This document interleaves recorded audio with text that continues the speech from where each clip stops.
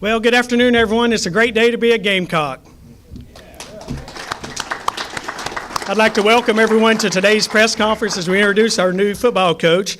But first, it's my pleasure to introduce the chairman of our JSU Board of Trustees, Mr. Randy Jones. Thank you. Thank you very much, Greg.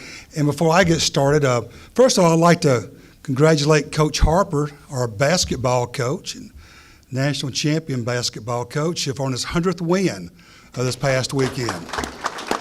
That's his 100th win at JSU in record time. So we're looking forward to many more years of basketball right there.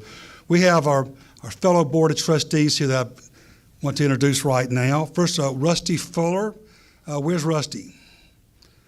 The reason why Rusty, you get up here, because Rusty, there's an argument about this, but he will tell you he made Ed Lett. Wait a second, the lineman over here already saying no way. But he was, being the great receiver that he was and being the slowest, fattest quarterback in the history of Jacksonville State, y'all didn't have a whole lot to work with, did you? But Rusty, thank you for what you do on this board. Drew Lynn, who is one of the powerhouses in the transportation industry in this country. He also served on the Alabama Commission of Higher Education, Tuscaloosa. Mr. Drew Lynn, thank you for everything you do. Could not thank enough words about Mr. Tony Ingram. It's nice to have a trustee member who owns a jet. So Tony, for everything you do for this school, he is a international business figure and is respected around this globe.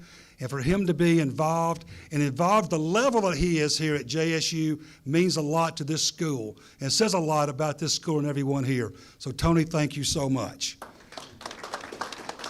And we hope to be breaking ground very soon, just right over here on the Randy Owen Performing Arts Center. And I've been promised that's going to be the biggest concert in the history of the world. And he is also our longest serving trustee.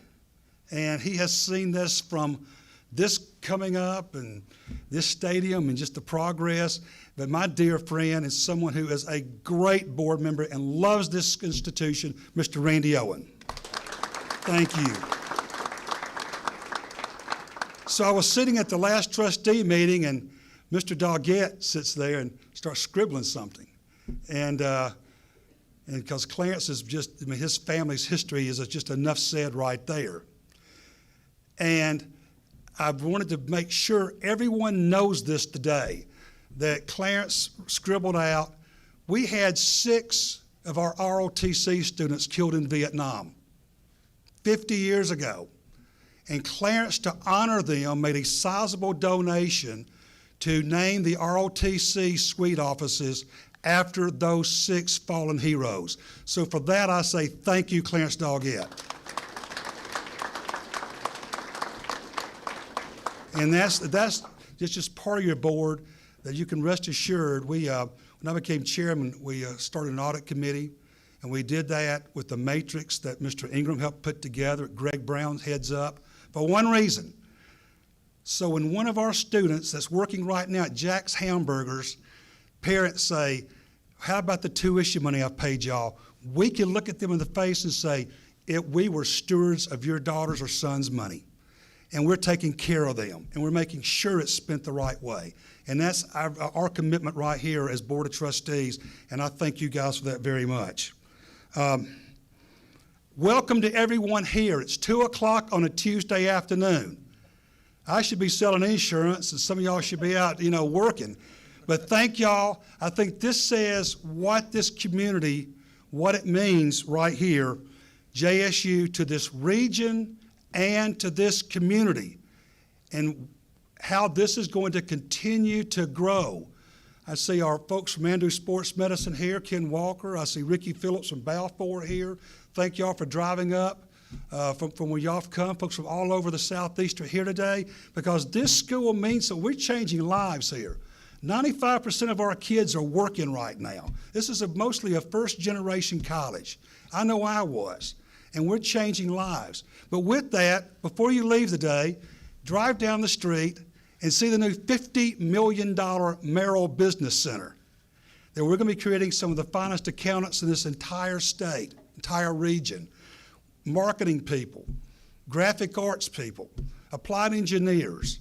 So we're doing that right there. We have a new nursing school, one campus. And actually, Bill Lester's here. Bill will tell you he needs nurses. He needs nurses. And we're going to bring him the finest trained nurses because we have now top of the level, top of the shelf technology in our nursing program. And we're so proud to have that. It's going to be on one campus being done right now. Also, with that, I want you to look outside. And I want you to realize 2.5 years from now, you're going to have a $95 million, 300,000 square foot building right there. Now, this is going to be right here, above the stands, are going to be 350 dorm rooms. And they're coming right now for paying off of campus. So we're bringing those kids back, or students, excuse me, we can't call them kids, students. Bringing them back onto campus. It's 350 dorm rooms right here. In the corner right here, a $65,000 square foot dining facility. And our friends at Sedesco, we did a 20-year contract with them. Again, you're bored at work, and they're going to be giving us a $27 million donation over the next 20 years.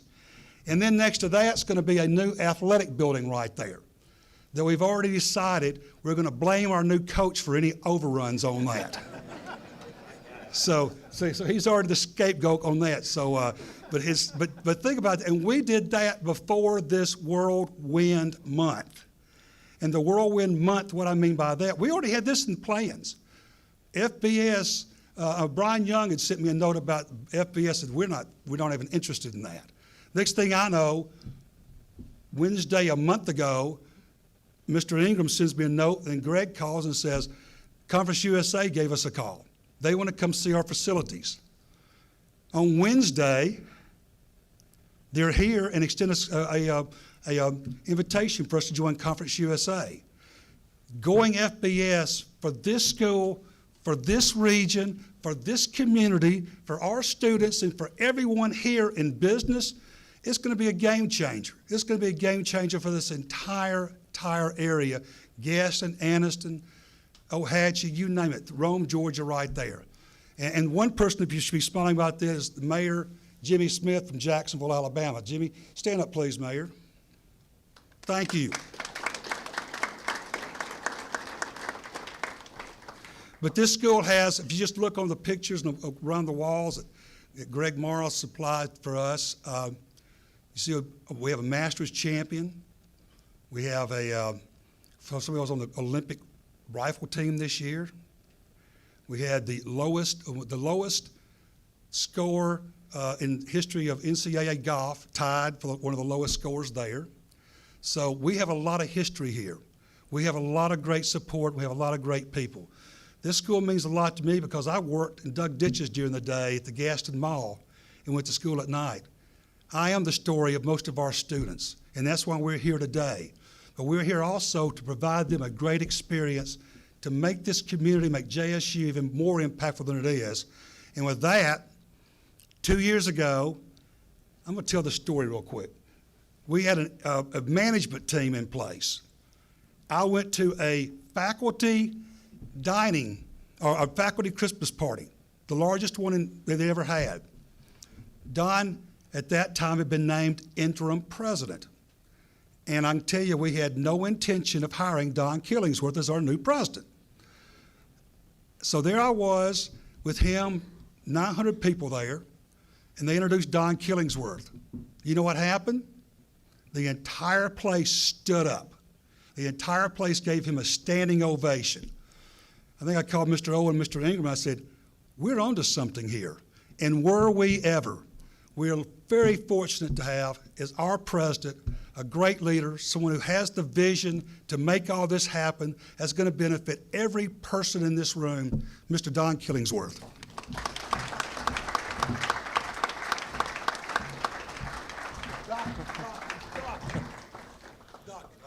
He was on a roll. I mean, he did half my speech, so it's okay. Wow, what a great day to be at JSU, and a great day for Gamecock athletics. If you don't think athletics are important to any university, just let me hold a colloquium on geography and see if we get this type of crowd out to it. You can tell that athletics are very important. Thank you, Mr. Chairman. Thank you, trustees. Mr. Kinnemer, trustee emeritus, thank you for being here. Mayor Smith, thank you to the city for the partnership that you have, and all the people here that mean so much to this university. What a great day for JSU. Competing in football, 118 years. We've been at this 118 years, and we're ready to make some new records. Since 1904, over our history, we've won 24 conference championships and won national championship in Division II. At JSU, we are committed to excellence in athletics, and we do feel that this hire will continue that foundation of excellence that is expected here at JSU. Moving forward with a winning attitude, our expectations are not changing as we move to Conference USA, as the chairman mentioned, and FBS football. We want to continue to be competitive and compete for the championships and go to bowl games. As you have heard, we do have a lot of exciting things that are going on campus, like the new facility that will be here in 2.5 years, a short 2.5 years. And with this coaching hire, that's another step towards that commitment. It just so happens I would not be doing my job. Today is JSU, or the National Giving Day. So please go to jsu.edu/giving and help us out with the hire, the conference, and the new facility. How about that? Let's go out there. If not, see Ed Lett. He'll be happy to make that check out for you. I do want to thank Johnny Williams and the help for this hire. He a great friend to this institution. Johnny is well known in this state. He ran this search with our athletic director extremely well. And Johnny, we thank you. Where are you, Johnny? Thank you, Johnny, for your help in all this.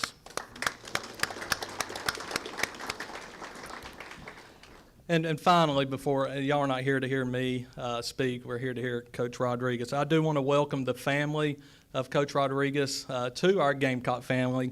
Wife, please stand as you call. Wife Rita.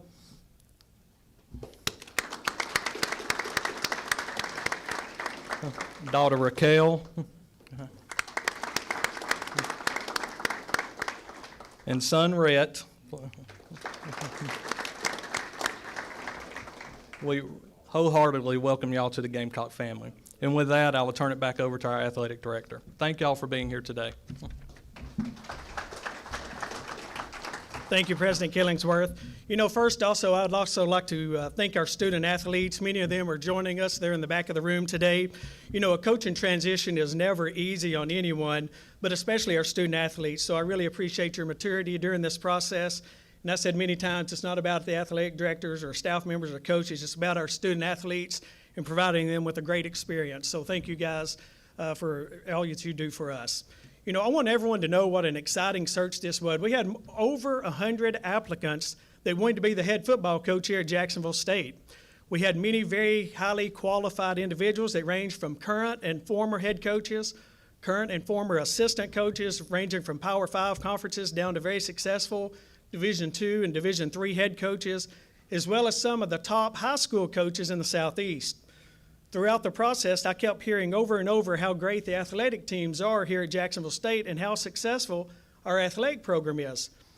People in college athletics and coaching circles are excited about what's going on here at Jacksonville State, and that's a testament and reflection of the culture that has been established throughout our entire athletic department, and it's a true tip of the hat to our coaches, staff, and student athletes for that. So we're excited about the recent announcement of moving up to the football program to FBS and joining Conference USA in the fall of 2023. That's beginning a new chapter in our athletic history, but also the announcement today, certainly it changed the caliber of the candidate that we were able to attract to be our next head football coach. When we began the search for our next football coach, we were looking for a coach that had a winning record, knows how to be successful on the field and also in the classroom. We were looking for someone with head coaching experience, someone who could recruit top talent, someone who had coached at the highest level, someone who could relate to our community, and someone who has a desire and passion for making a difference in the lives of our student athletes. I'm excited to stand before you today to let you know that we have found all of those characteristics and then some in Coach Rich Rodriguez. He's a winner. He has proven that at every stop he has made in his 30-plus years of college coaching experience. The more that I talked with Coach Rod, the more impressed I became with him and his passion for wanting to become our head coach and how connected he is across the country. He certainly has the resume, and he checked all of the boxes for Jacksonville State as we're looking for our new coach. He served as the head coach at 5 institutions, including the University of West Virginia, the University of Michigan, and the University of Arizona, leading those teams to 11 bowl games. He has more than 160 career wins and more than 24 years as a head coach, and that includes 8 conference championships, 5 Conference Coach of the Year honors, and also been selected as the National Coach of the Year. Ladies and gentlemen, it's my honor and pleasure to present the new football coach at Jacksonville State, Coach Rich Rodriguez.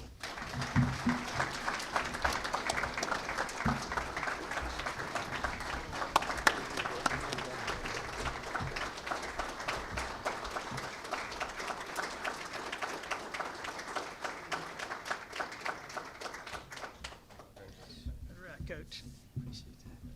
Thank you. Oh, thank you. I hope you're still standing in 9 months. That is terrific.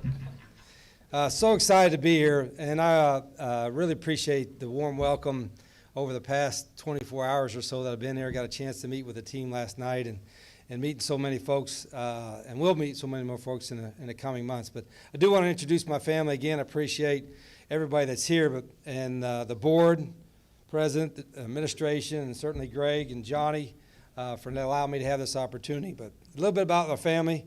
Probably obviously the king of the household. And not only does she's not just a coach's wife that understands anything and everything, but she gets fully invested into everything about the program and always has. And as you can tell, I can recruit. Stand up, Rita, my wife Rita. So she's there. And then my daughter, who's working in the business, she's worked behind a camera doing some of the media work, but she's also done a lot of athletic work, and tickled to death. She's the same way, and obviously she has her mom's genes. My daughter Raquel, right there. And then my son, who I signed with at Arizona way back in 2017, only got a chance to coach him for one fall, and then he was the only backup second-team quarterback in the country that did not go in the transfer portal, I think, for 3 years. And then was able to enjoy this past year with him as a starting quarterback at Monroe, and just did a tremendous job. And by the way, and Mom makes me sure too, he's got a 4.3 GPA. He's never made a B. He already got a master's degree, and I hope he wants to get into coaching. My son, Rhett, right there. Then I brought my 2 little puppies too, Rambo and Roxy. But Rambo is not good in a crowd, so the 2 little Pomeranians, you'd think I'm soft if you saw them, so I better not bring them out. But this is a great day for me. I am so honored and humbled to be your next head football coach. You've had great success here in the past. Coach Gross had great success. You have good players. You've always had good players. You have a great environment. I'm anxious to watch our band, all 498 members, to do that. And I know football and athletics is important. And what I got sold on it from Johnny and Greg and for everybody I talked to was not just the vision of the new facility, which, by the way, is going to be fantastic. And I'm pretty good at spending money, too. My wife is better than I am, but I'm pretty good at it. But to have a chance to see that come to fruition, and as we transition from, I still call it 1AA, from FCS to FBS, is really exciting. And I know it's exciting for the players. We talked about it briefly last night and with some of the guys that came to see me today in the office. I think it's a great time to be here. And look at I've done this at a few places. I've been fortunate, been around a little bit, and this is a good crowd for an opening announcement of a head coach as I've been at. So maybe you thought you were getting free tickets or something. I ain't got nothing to do with that just yet. But it's really it makes me feel good. I know that there's a passion for athletics, a passion for football, and you're looking forward, as I am, to what's going to happen here over the next 12 months, but also in the next, hopefully, 10 to 12 years.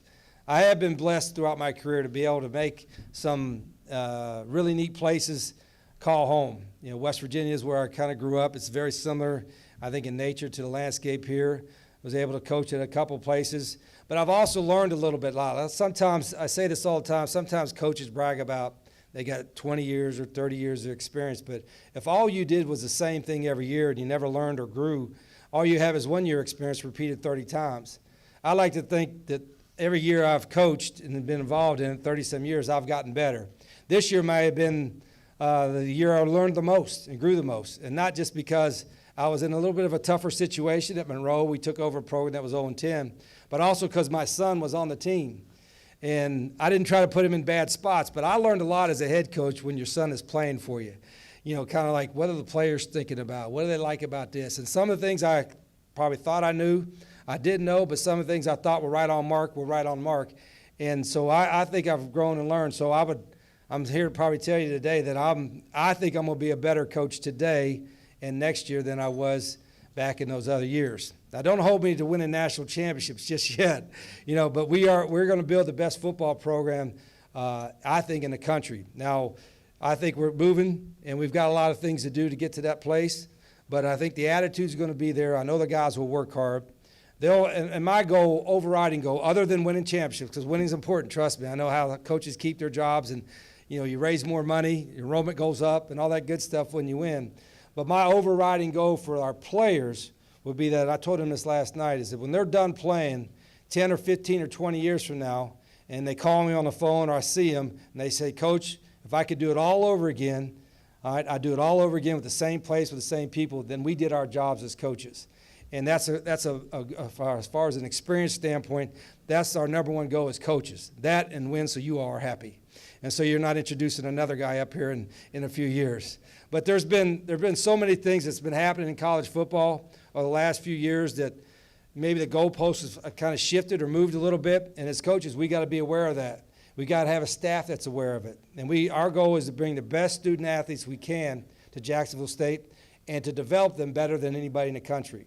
Those are our two main goals, and that will never change. And if we do that, we'll have success. We'll win championships. We'll go to bowl games, and everybody will be happy. And so every day I'll wake up, I'll think about that. Every time when I go home before I go to sleep, I'll think about that. My family's used to being, me and us, I should say, being obsessed with our job and what we got to do.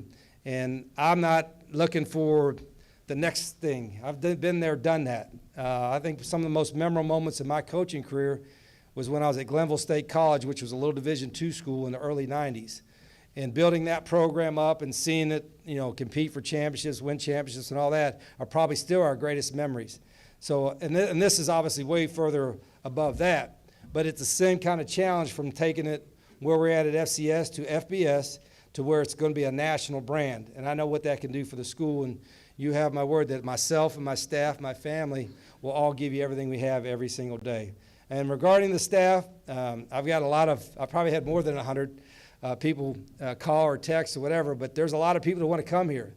And some of them are from or have ties in the state of Alabama, some haven't. But I'll be able to put a great staff, an unbelievable staff together. In fact, hopefully by Christmas, we'll have most of the staff. There'll be some names on there that you recognize. But I may have one or two spots still that I keep and wait until January to do. But we're going to hit the ground running. We're going to work as hard as we can. We want to enjoy doing it. You know, sometimes I probably have never stopped to smell the roses, what have you, throughout my coaching career. And my wife has said, maybe you need to kind of maybe just enjoy it a little bit more. As I look angry sometimes on TV, and I forget the cameras are on me, and I need to put that call sheet above me, you know, and I've gotten teased about a little bit. So I need to learn a little better. And I have cussed too much. I have very limited vocabulary. So I majored in PE, not in English, but I got to get better with that. So I'll get better with that, and I'll cover my mouth. But there will be a lot of passion. And I think my goal is when you're sitting out there, as I always said this, whether it's playing in a big house against Ohio State or going West Virginia against Pitt or wherever rivalries and big stages you've been in, I said, you think, you know, I know people can sit in the stands and watch a team and see if they're playing with passion and playing hard. They may not know the X's and O's and all that kind of stuff, but they can see if a team is truly playing hard and playing their guts out for the program and for the university. All right, that part, to me, is coaching. And that's something that I can, you know, A lot of coaches don't want to make promises and all that, but you will see guys playing hard. You'll see guys playing with passion, and you'll see guys that care about Jacksonville State University. So that's why I'm so tickled to be here. Everybody I've met has been so nice, and I know we're still undefeated, right? And we'll be so for the next 8 months. But we're gonna have a great time doing it, and we'll be accessible as much as I can be. If you reach out to me and I don't get right back to you, it's probably because I'm either talking to one of my players, or talking to one of my coaches, or talking to a recruit. So I'll get back with you as soon as I can. So with that, again, I'm honored. This is a great, humbling experience for me. I am excited. I know our staff is going to be excited to be here. My family's excited. I think my wife's going to actually be looking at houses tomorrow morning. And so we're tickled to death to be part of your community. And I really thank you for welcoming myself and my family and our new coaches when they get here as well to Jacksonville State University. Thank you very much. Appreciate it.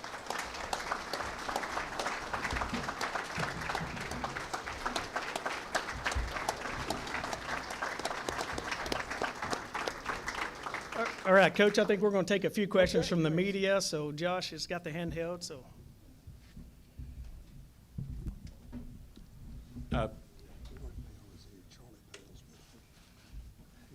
Miss Pell, I want to say hello to Miss Pell. I am so excited for you to get a chance to talk with Miss Rita. You can have so many stories you can share.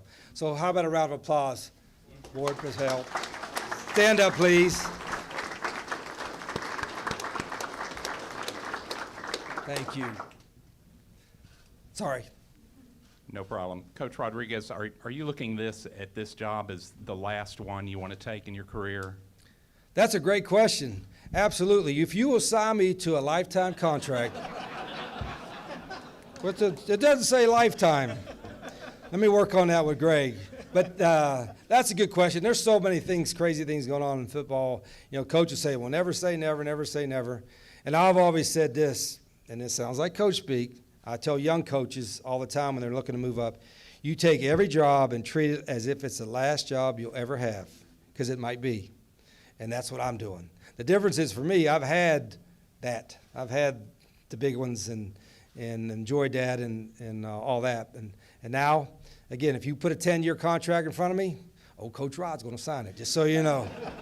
It might not be 10 years for $110 million, but nonetheless, I understand your question.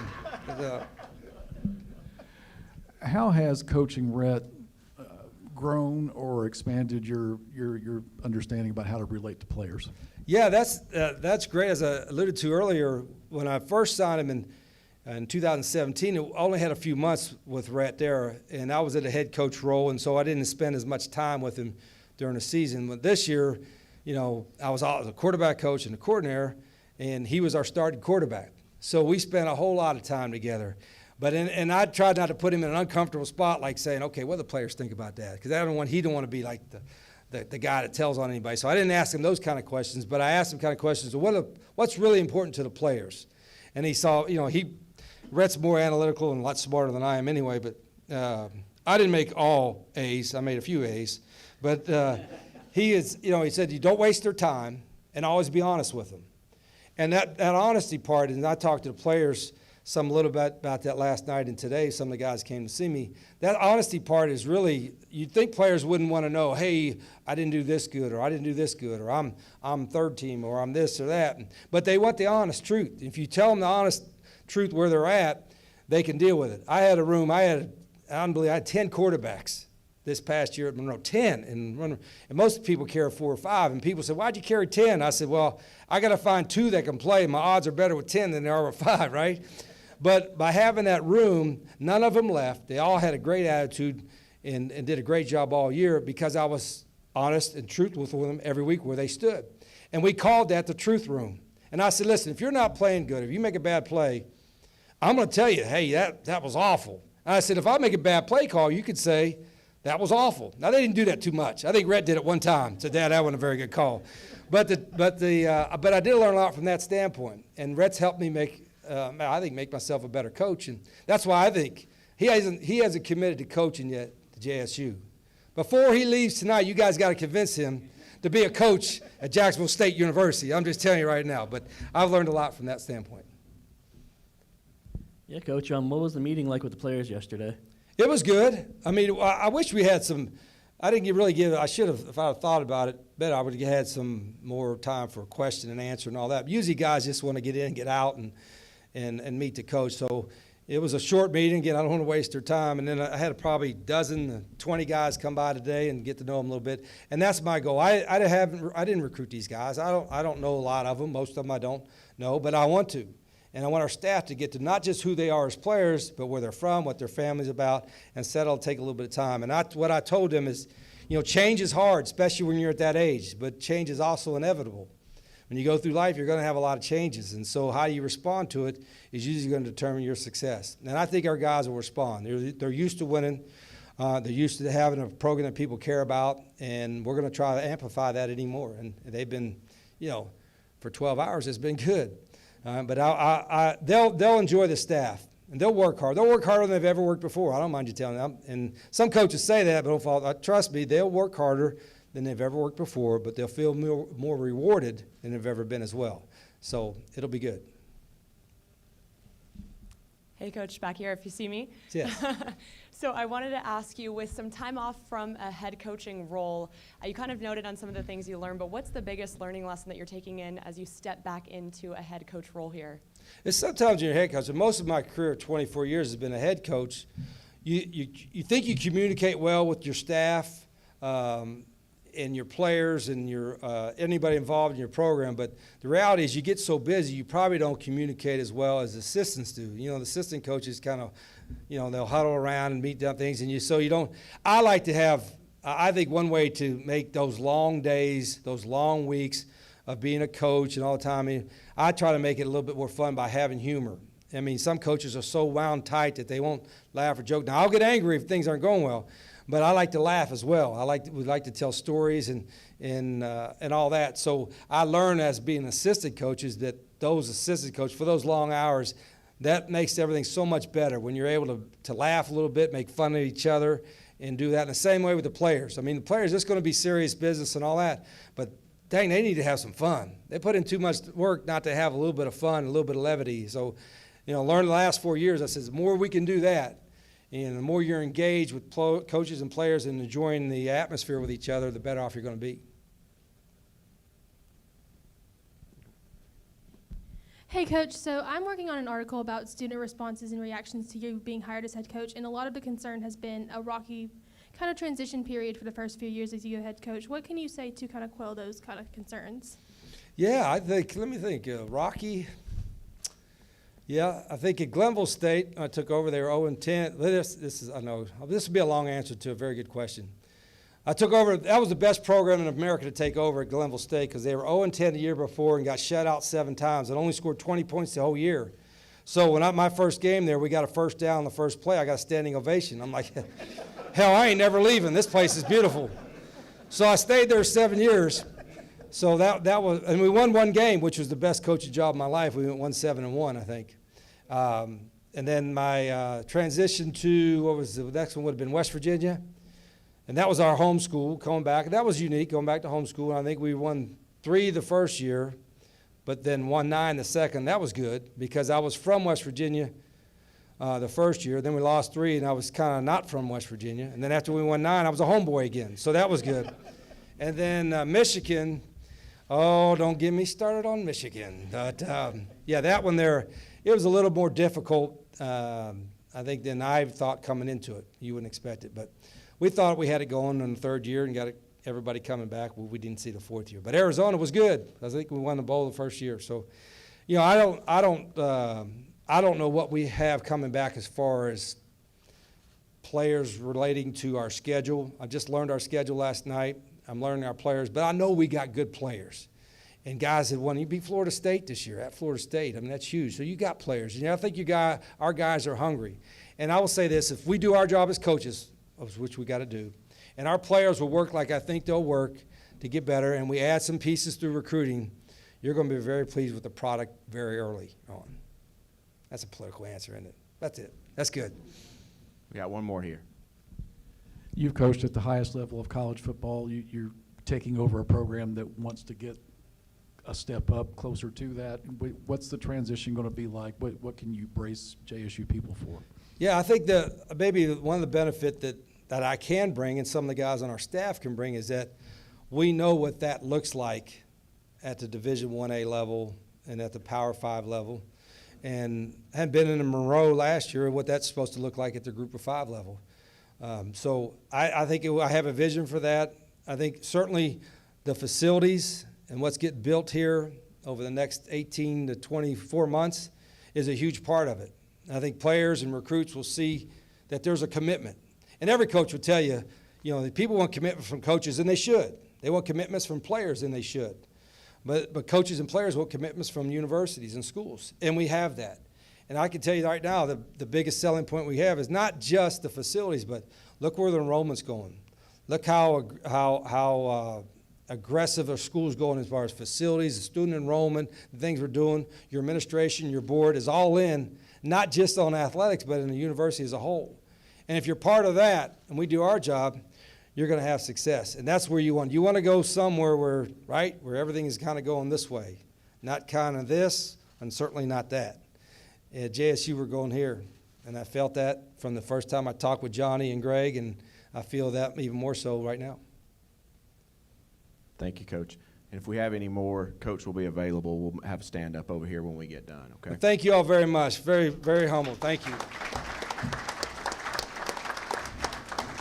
All right, I thank everyone for coming today. One final thing, Mr. President, if you would come, we've got some gifts that we'd like to make to the family, so they're just right around the corner. So, Ms. Rita, if you would come over and see the president.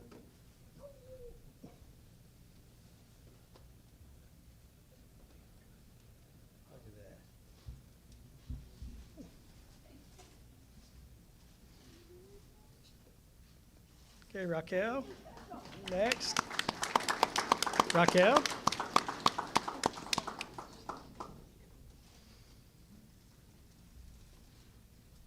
And Rhett. Hey, I heard that.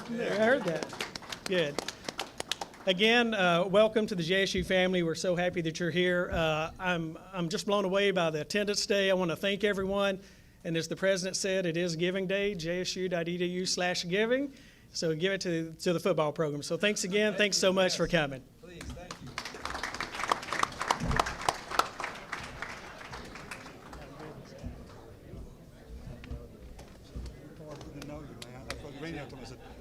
These are the kind of folks we hang out with. That's right. Exactly.